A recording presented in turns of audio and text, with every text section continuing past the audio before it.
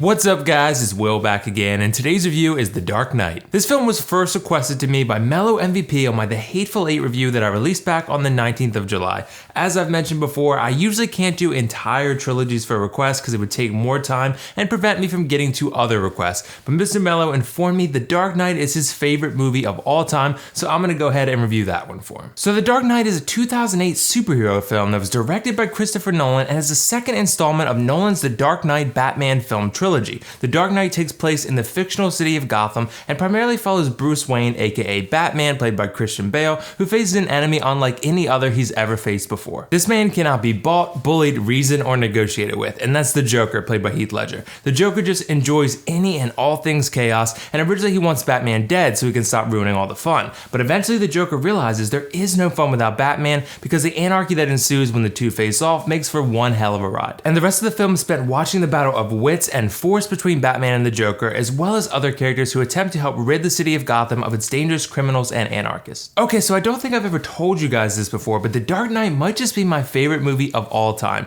It's really difficult to actually answer definitively that one movie is my favorite of all time because I've seen so many amazing films over the years from so many different genres that it's almost impossible to definitively pick one. But I will say definitively that I do believe that The Dark Knight is the greatest superhero movie ever made, and I'm sure there are plenty of people out there that would probably agree with me on that. I think it's the greatest superhero film ever made because in my opinion, every single aspect is executed at such an extremely high level. But I think what primarily helps push this film over the top is the acting performances, particularly Heath Ledger's. I had never before and still have not to this very day seen an acting performance as compelling as Heath Ledger's in the role of the Joker. I think this is not just the best acted villain of all time, but in my opinion, one of the best acting performances of all time, period. I remember going to see this movie in theaters 4 times back in 2008 when it was released because I was so obsessed with Heath Ledger's interpretation and portrayal of an iconic character that we all know and love in the Joker.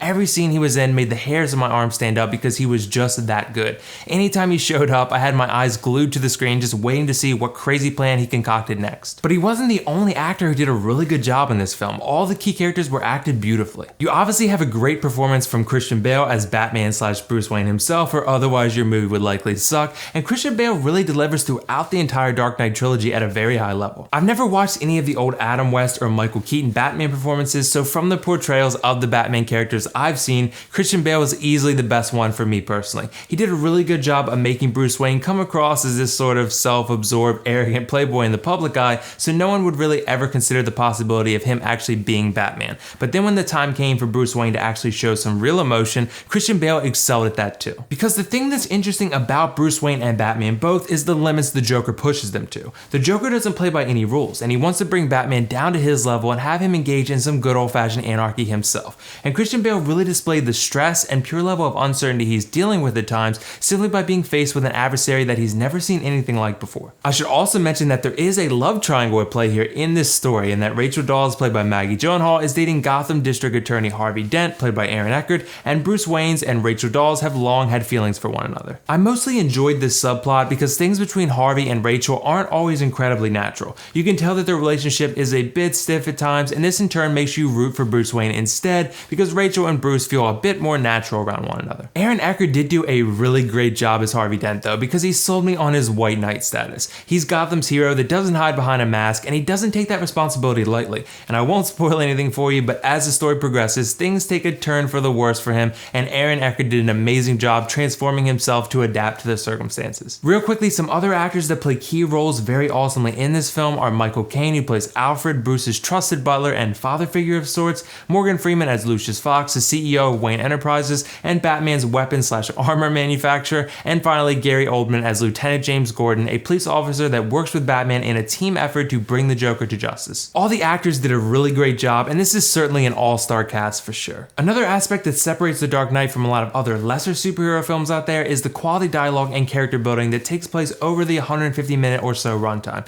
None of our characters are the same at the end of this film. They've all been fundamentally changed in some way, shape, or form through the events that have transpired and the knowledge they've gained. If you haven't seen this film already, I would suggest paying particularly close attention to the interrogation scene between Batman and the Joker, because that's where these two characters really pull you in. Two technical elements that are really great in this movie are the music and the cinematography. The music, composed by Hans Zimmer and James Newton Howard, is right on par with their other fantastic work. They delivered such a unique and versatile score that really sets the tone for a number of very unique scenes. The visuals in this this film are also outstanding. There's some shots here that I'm not even entirely sure how they pulled off, because they're just so crazy with these awesome angles that really give you these cool perspectives of the madness occurring on screen. So as for the action, this film is chock full of it, because it really wouldn't be a Batman movie without showing Batman kick ass in person and in the Batmobile. There are several action scenes that are so amazing visually that even watching it yesterday, it still gave me chills. And keep in mind, I've seen this movie like 20 plus times by now. There's a car chase scene that primarily takes place in a tunnel that I really want to give kudos to, because this is one of the best action scenes ever filmed in my opinion. It is that good. You get to see our two sides square off in an explosive battle that really delivers everything you'd want and more. Before we wrap up, the only knock I have on The Dark Knight is the same one I've seen a lot of people express as well, and that's Batman's voice. I get he's trying to maintain his anonymity, but I think they could have done something else to make his voice a bit more bearable, maybe like a voice changer or something.